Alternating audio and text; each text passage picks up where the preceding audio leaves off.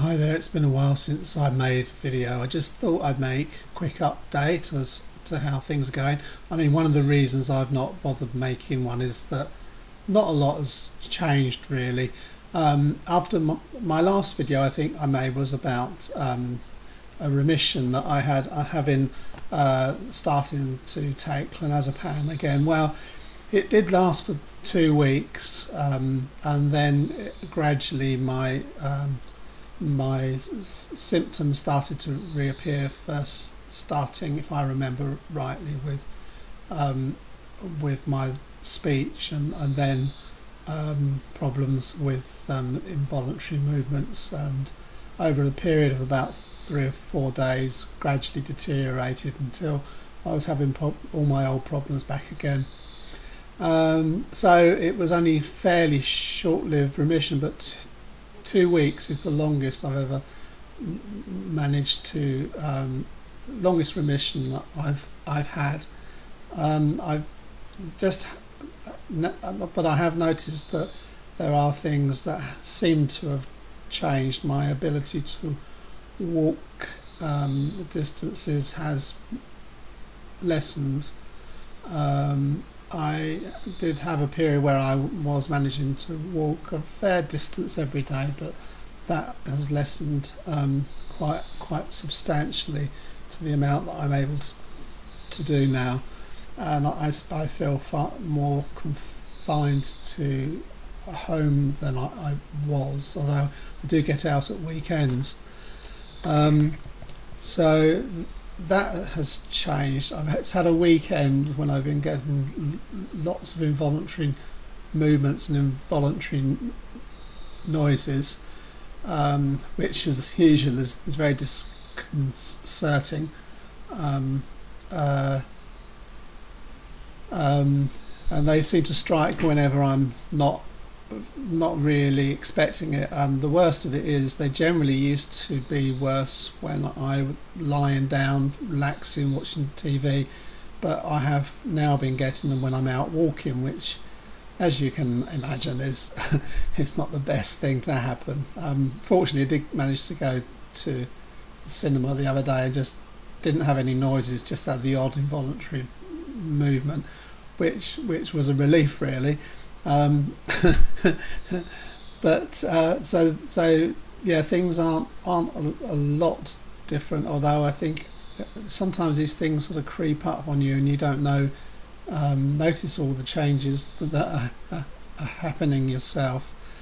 I've been trying not to concentrate on this and doing other things, which is one reason I've not made any videos. I've been getting involved in some of the social networks and meeting people, and just generally not spending too much time thinking about my illness. But that doesn't make my illness any better, because it sneaks up and jumps up on me unexpectedly, which which, as I said before, you just never know when something's going to start to go wrong again. I have got an appointment on the 1st of August, so I've only got another just over 2 weeks to go back to the National Neurological Hospital. I'm not actually expecting much to come of it. I saw my GP recently, and I think he's had some word, but they wouldn't tell him everything, and he said he didn't understand all the test results that they showed.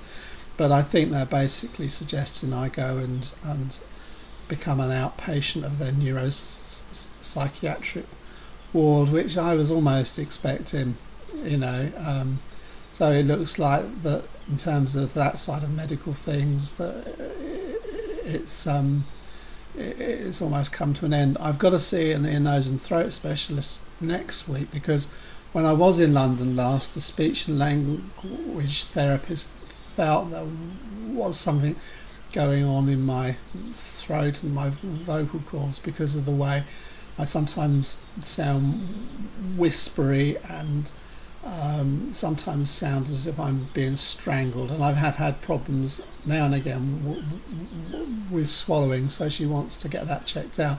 But that could be interesting because I've had my throat checked years ago, and I know they put this huge instrument down the back of your throat. Me keeping still could be a fun experience while they're doing it. But in some ways I'm hoping at least that they can see what's going on, because it will show that I'm not making everything up, which I know I'm not anyhow, and most people know me, well, know that I'm not. So really that's basically where I'm at. I'll make another video when I've seen the neurologist in August, and keep people updated. But as it looks at the moment, it looks as if it will still be one of no real conclusions, and the usual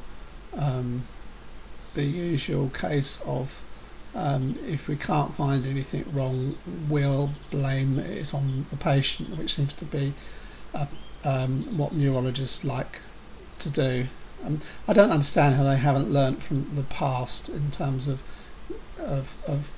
being quick to jump on the whole hysteria bandwagon, because I've said this loads of times, but so many people who now have recognised neurological diseases were at one time considered to be neurotic or hysterical. So that's where I'm at, and I will speak to you as soon as I know more. So bye for now.